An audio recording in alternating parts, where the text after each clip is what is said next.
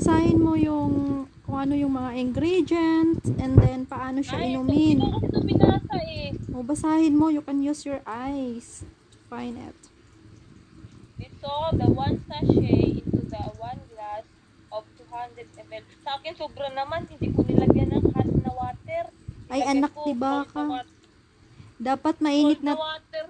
mainit Cold na na water. tubig. Tapos nilagyan ko ng ice. Piste. Oh, Ginawang Milo drop. Oh, hindi ka marunong magbasa. Ayusin mo kasi. Mali yan. Tapos sabi ko, ano ba itong merong ano dito sa loob na to? Piste. Wala na akong ininom. Tinapon ko lang. Hindi. Tapos, mix the 1 sachet into full glass of warm water. Hindi ko kasi ito binabasa. O na, sige. Inom ka lang inom tapos hindi mo binabasa. Tigok ka talaga. Gusto mo matigok? Clear until the powder in the dapat daw